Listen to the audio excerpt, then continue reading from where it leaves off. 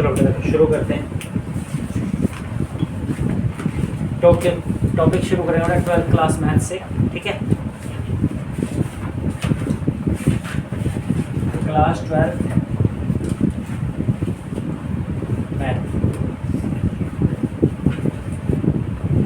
Mathematics chapter 1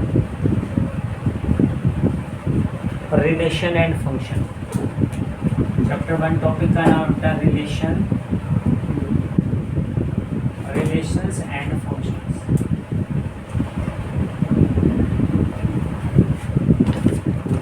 relations and functions नाम से topic है। ये बेटा आपके पास दो पार्ट्स में हम लोग कवर करेंगे टॉपिक को, एक तो रिलेशन और एक क्या बेटा फंक्शन। तो पहली चीज बेटा आपके पास क्या है, रिलेशन और रिलेशंस। अब बेटा रिलेशन पढ़ने से पहले हम लोग थोड़ा सा कवर करते हैं। पहले रिलेशन पढ़ने से पहले हमारे पास क्या होना चाहिए, इसके कुछ इंपॉर्टेंट टर्म्स है। रिलेशन पढ़ने से पहले अगर वो इंपॉर्टेंट टर्म्स आएंगी तो हमें रिलेशन इजीली समझ आएगा, ठीक है। पहली चीज़ है बेटा आपके पास ऑर्डर्ड पेयर। क्या बेटा, ऑर्डर्ड पेयर। यू नो बेटा ऑर्डर्ड पेयर क्या होता है।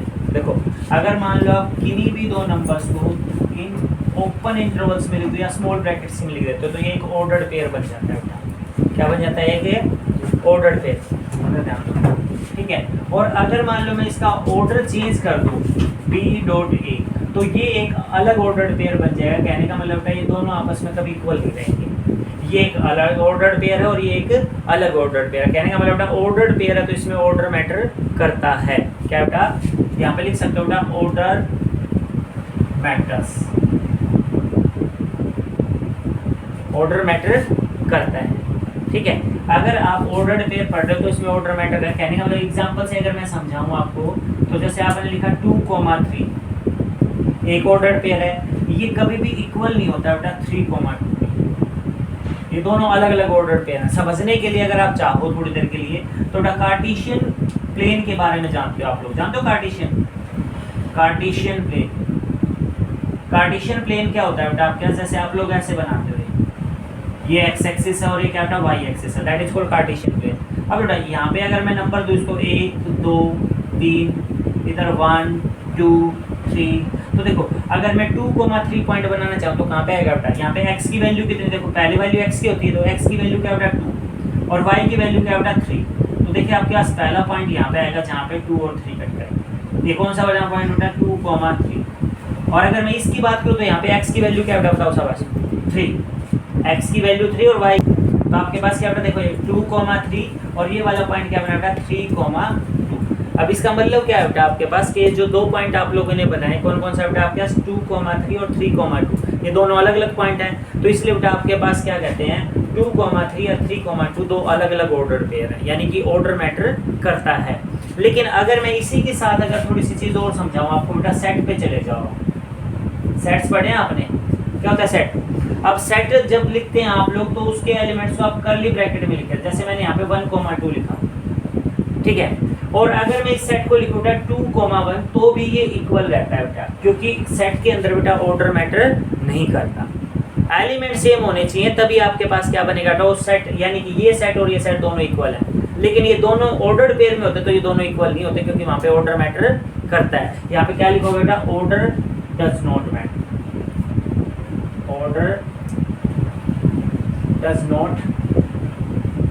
मैटर्स, यानी कि ऑर्डर मैटर नहीं करता। यहाँ पे क्या बेटा आपके पास ऑर्डर मैटर करता है, यहाँ पे ऑर्डर मैटर नहीं। सेट पहले बताइए, सेट में और ऑर्डर पेयर में डिफरेंस पता चल गया आप लोगों को। अब सेट क्या होता है बेटा, यानी कर्ली ब्रैकेट्स के बीच जिसके एलिमेंट्स लिखे जाएं उसे क्या बोलते हैं सेट, और स्मॉल ब्रैकेट्स के बीच में जिसके एलिमेंट लिखे जाएं उसे क्या बोलते हैं ऑर्डर पेयर। ऑर्डर पेयर में ऑर्डर मैटर करता है और सेट्स में ऑर्डर मैटर नहीं करता बेटा। तो पहला पॉइंट था जो आपके पास वो समझने का था, वो था बेटा आपके पास ऑर्डर पेयर। रिलेशन समझने के लिए आपको सबसे पहले ऑर्डर पेयर के बारे में पता होगा, क्लियर है। दूसरी बात और पढ़ते बेटा आपके पास सेकंड जो चीज इसके लिए जरूरत पड़ेगी हमें, वो है बेटा आपके पास नंबर 2। नंबर 2 जो पॉइंट है बेटा आपके पास वो है कार्टेशियन प्रोडक्ट। कार्टेशियन प्रोडक्ट दूसरे क्या बेटा आपके पास कार्टेशियन प्रोडक्ट। ये कार्टेशियन प्रोडक्ट क्या होती है बेटा, product of two sets.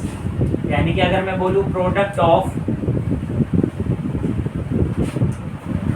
To non empty set, two non empty sets, यानी कि दो नॉन एम्प्टी सेट्स की जो प्रोडक्ट होती है उसे हम लोग क्या बोलते हैं, कार्टेशियन प्रोडक्ट। फॉर एग्जांपल देखिए बेटा, अगर मान लो ए कोई सेट है आपके पास जिसके अंदर आपके पास 1 2 और 3 एलिमेंट है, और बी कोई सेट है बेटा आपके पास जिसके अंदर आपके पास a, b 2 एलिमेंट है।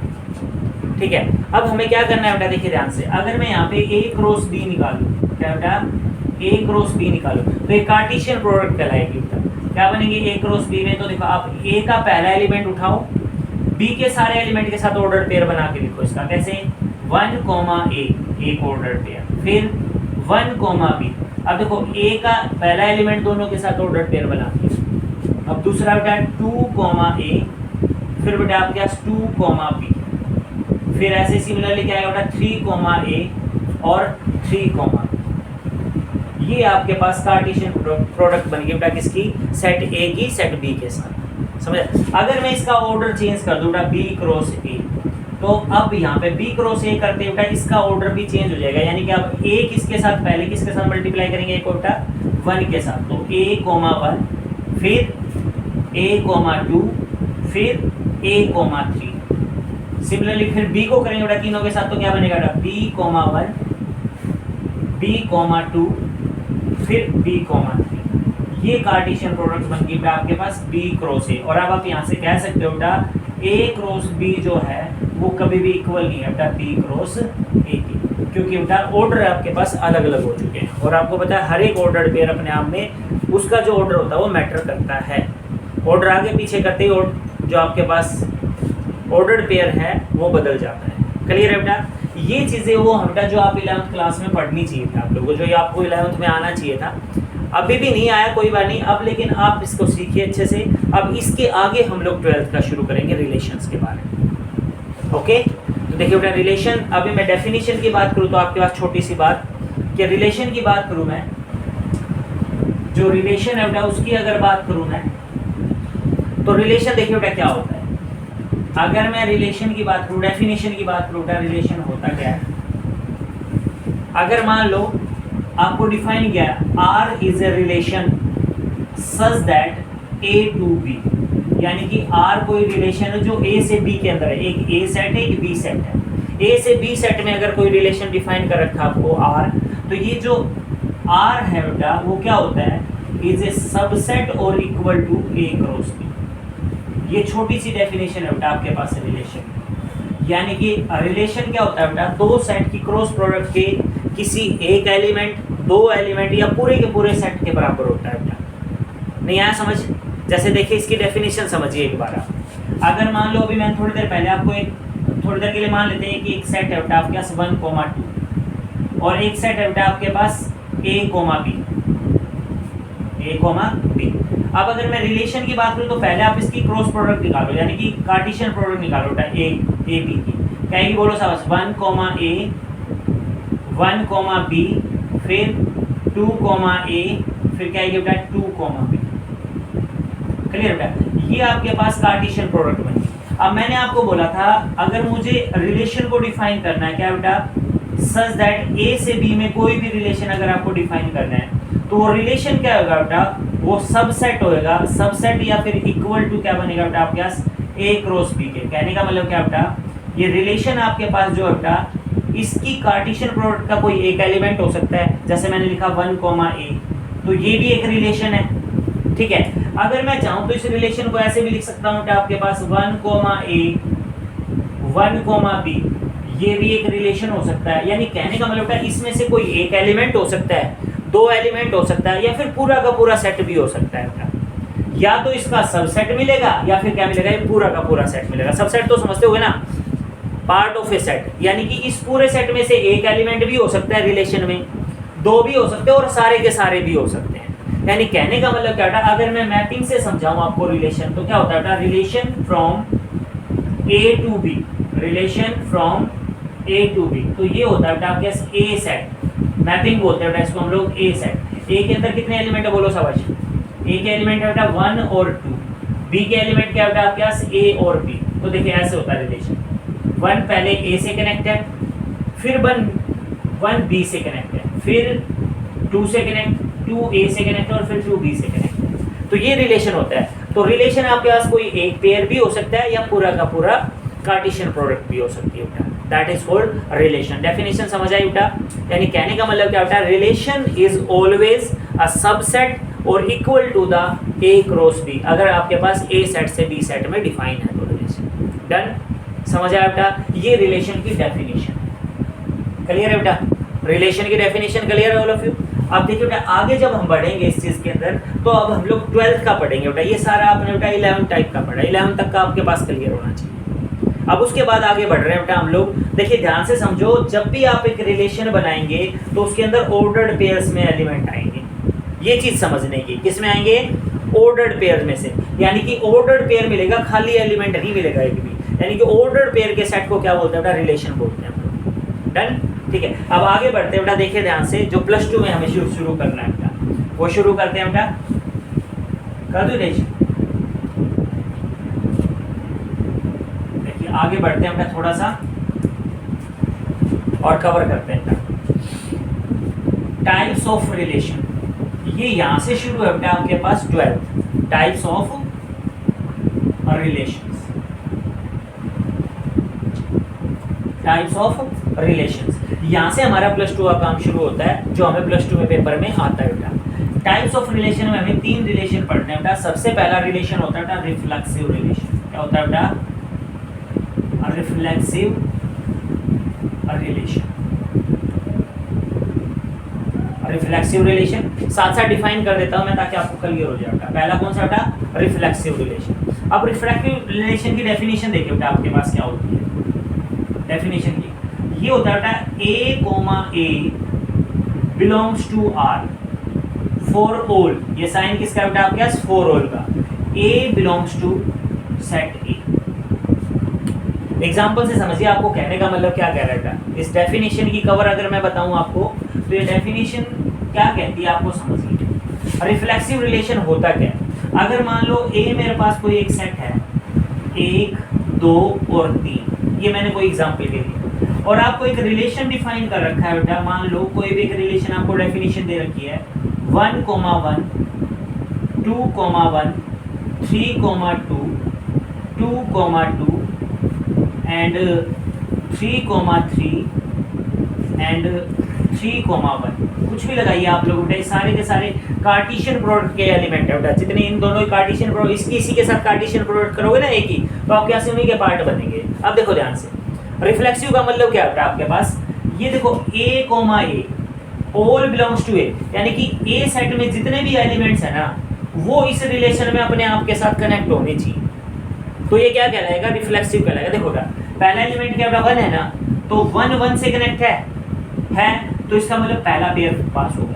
उसके बाद देखो 2 है, जो 2, 2 से कनेक्ट है 2, 2 से भी कनेक्ट है भाई, 3, 3 से भी कनेक्ट है। इसका मतलब देखो इसके अंदर जितने भी एलिमेंट थे ना बेटा ए के अंदर, वो सारे अपने आप से कनेक्ट होने चाहिए, रिलेटेड होने चाहिए। कहने वाला 1 is related to 1, 2 is related to 2 and 3 is related to 3, यानी कि अपना रिलेशन अपने साथ होना चाहिए। इसका मतलब क्या बेटा आपके पास? इसको क्या बोलते हैं? Reflexive relation. समझ आया बेटा? डेफिनेशन क्लियर है? A, यानी कि दोनों ही एलिमेंट एक जैसे होने चाहिए, belongs to R for all A belongs to A, यानी कहने का मतलब आपके पास जो A जितने भी एलिमेंट हो सारे अपने आप से कनेक्ट होने चाहिए। Done? That is the reflexive relation. Clear है बेटा?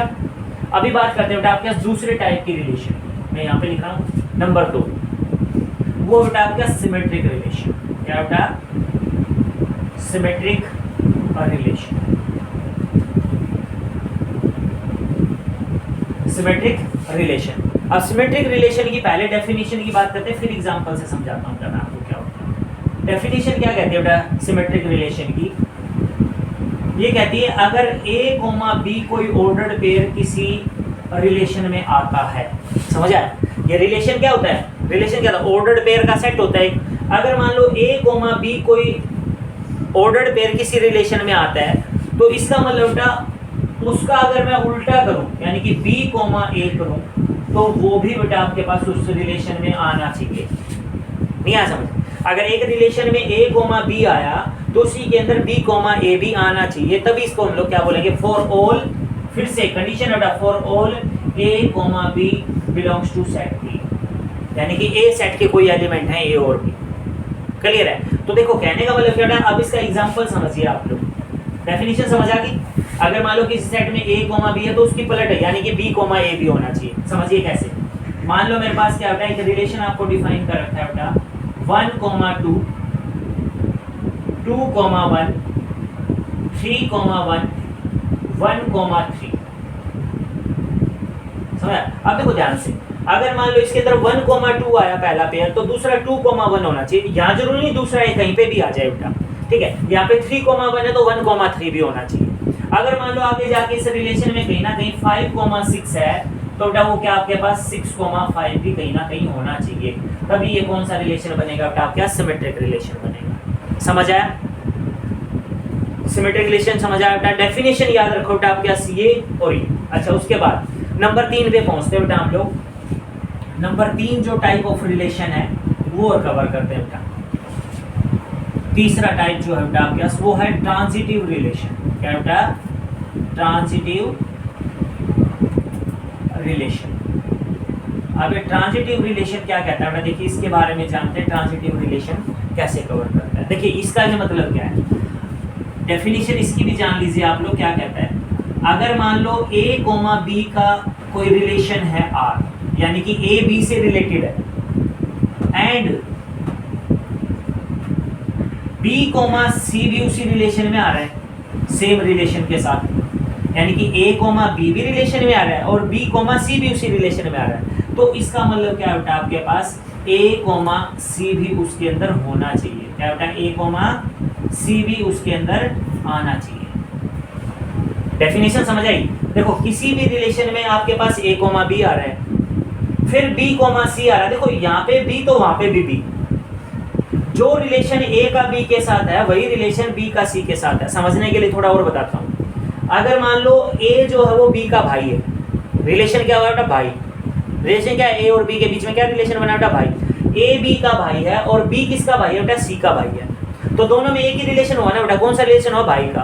तो आप देखिए, अगर a b का भाई है और b c का भाई है, तो आपको लग रहा है a और c भी आपस में भाई है भाई? नहीं है समझ? ऐसे रिलेशन को क्या बोलते हैं बेटा हम लोग? ट्रांजिटिव रिलेशन बोलते हैं। लेकिन ये सारे के सारे a comma b comma c for all, क्या था बेटा आपके पास? For all a comma b comma c belongs to set a, यानी कि जितने भी सेट के अंदर a comma b comma c जितने भी एलिमेंट्स हुए वो सारे ऐसे से कनेक्ट होने चाहिए ऑर्डर पेयर में। समझा बेटा?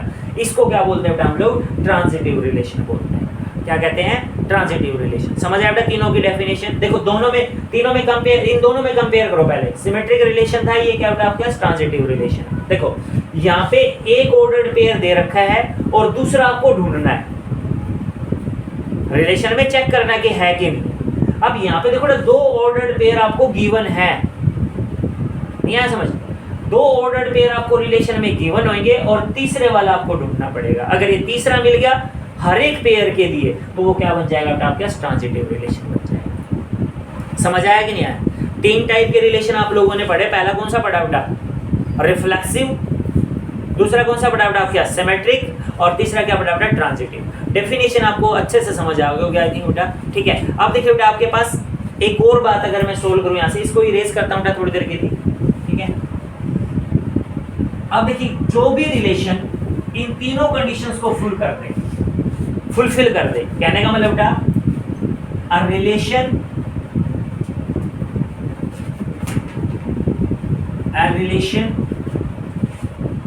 विच इज,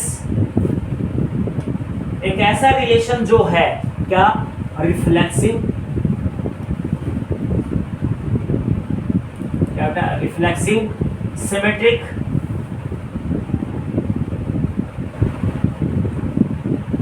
एंड ट्रांजिटिव,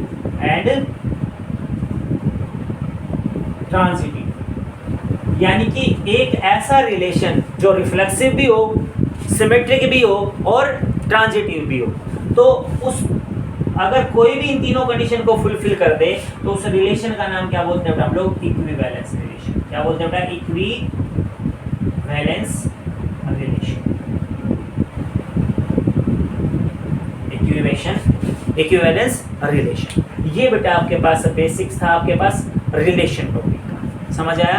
तो रिलेशंस के बारे में आपने जाना, 3 टाइप के रिलेशन होते हैं, कौन कौन सा, रिफ्लेक्सिव, सिमेट्रिक एंड ट्रांजिटिव। तीनों की डेफिनेशन आप लोगों को क्लियर हो चुकी है अच्छे से, ठीक है, कर लोगे कवर, ठीक है।